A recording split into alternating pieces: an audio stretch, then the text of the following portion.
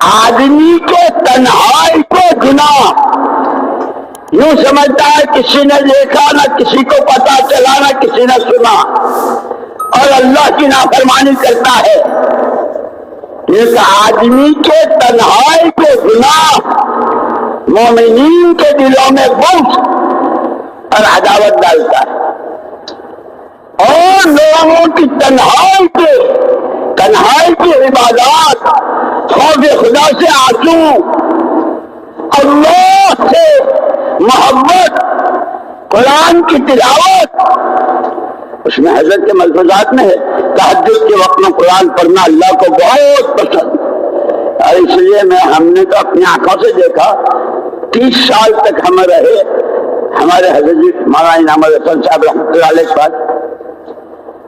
جیسے بڑے حضرت روزانہ قرآن کی تلاوت دیکھ کر کرتے تھے، ہمارے حضرت بھی اخیر تک روزانہ تہجد کے وقت میں قرآن دیکھ کر کرتے.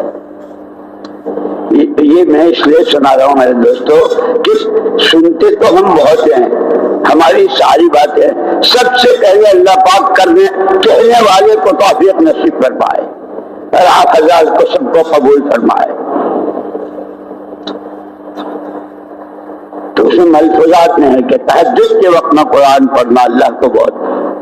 بہرحال امن بھی ایمان کی میراث، روٹی روزی روزگار بھی ایمان کی میراث، آپس کی محبتیں بھی ایمان کی میراث. جہاں جتنا ایمان اتنی محبتیں.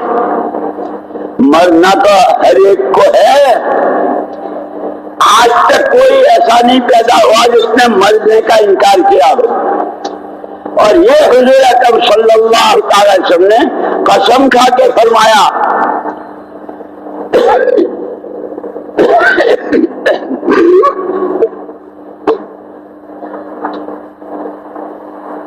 والذی نفس محمد بیدہ،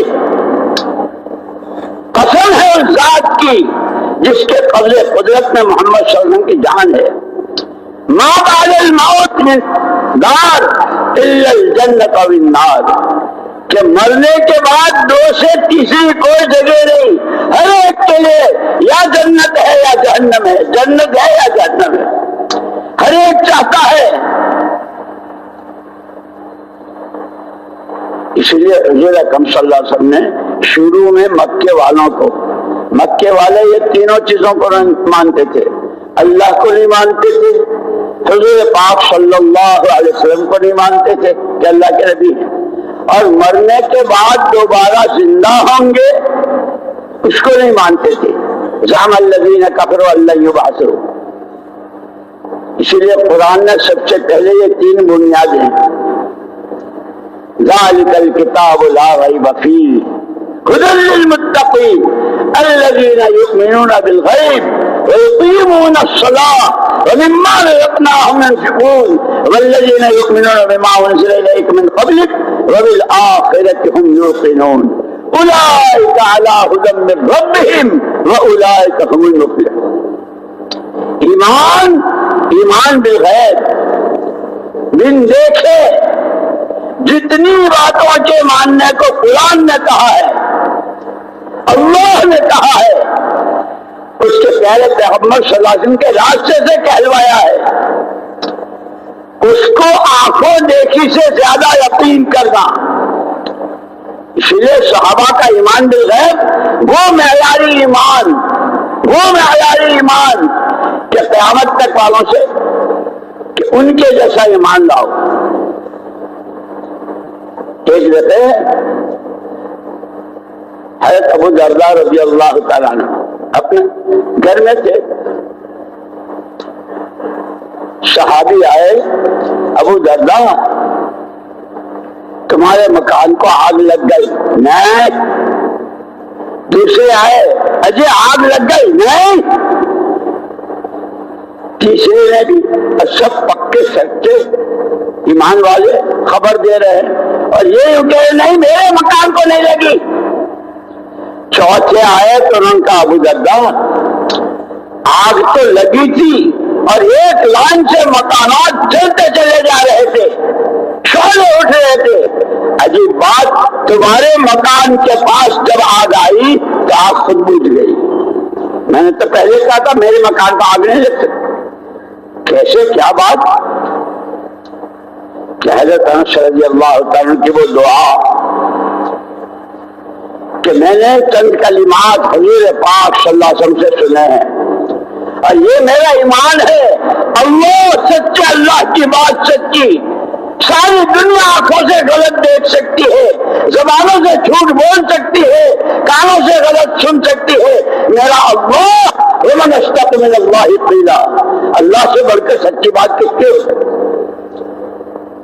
صادق و مصدوق, میرے اللہ جیسے سچے, میرے آقا ایسے سچے.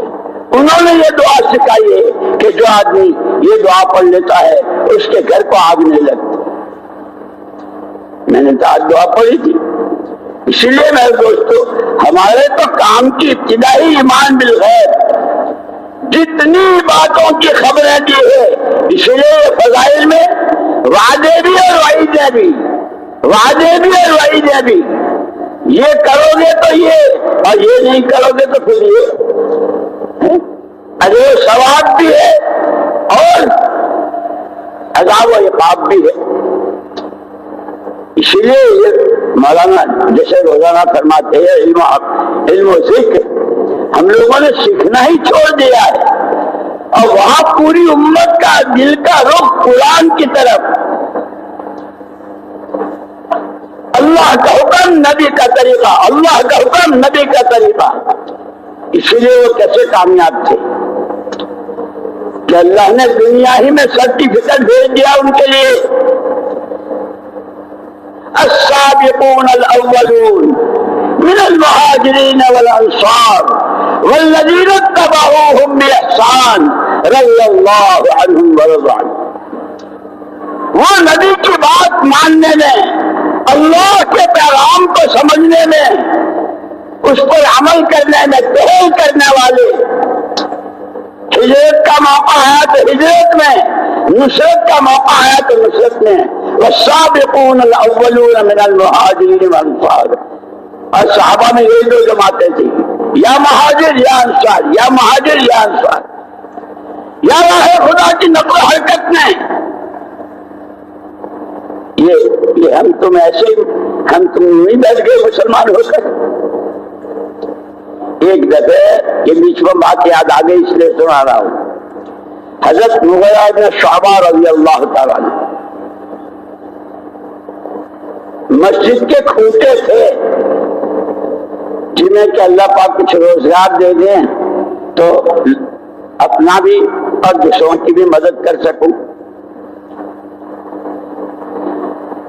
تو وہ اپنے اونٹ, بکریاں, بھیڑ وغیرہ مدینہ منورہ سے باہر چلا رہے تھے.